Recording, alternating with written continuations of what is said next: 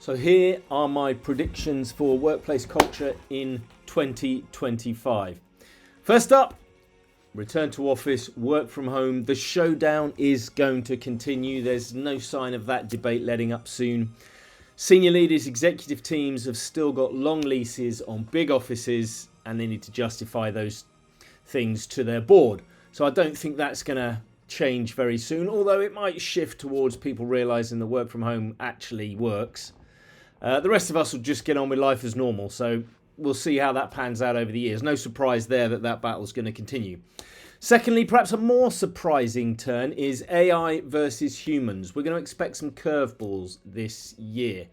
You see, with people starting to use AI to do some of their work, I predict that potentially trust is going to be eroded in some teams. And also the idea that leaders think AI can do some of their job for them, so that there's a little bit of concern that they might not have a job. So with the lack of trust being eroded, I predict that AI versus humans, productivity actually going to go down, and AI is going to cause a drop in productivity first before it has the impact we expect of picking it up. So look out for that this year, a drop in productivity with AIs versus humans.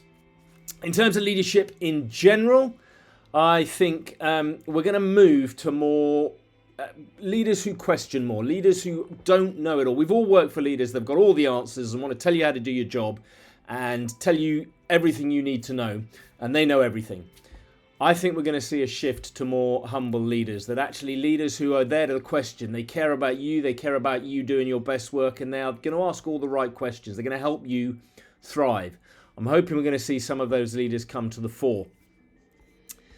Number 4, I think we're going to see personalization of workplace, with the different generations in the workplace growing, with the older people staying in the workplace longer and new generations coming in. There's going to be a huge diversity in the workplace. There's going to be more and more people doing from different ideas and different value sets coming together to work. And there's also the idea that employers are getting better at hiring neurodivergent people and working out how to tap into their unique skills.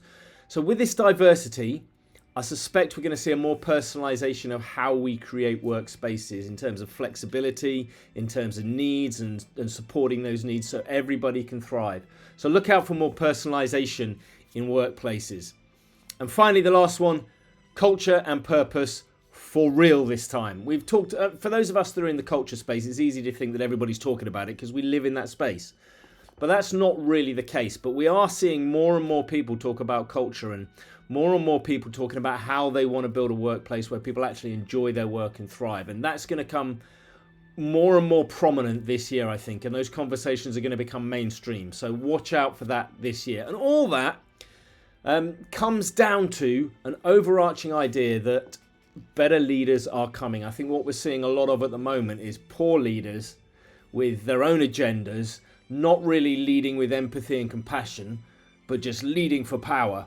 We're seeing a lot of that in social media, in the press. I think this year is going to be the turning point where people get fed up with that and look for leaders that actually want to build something together. So watch out for that as the overarching theme this year. Better leaders are coming.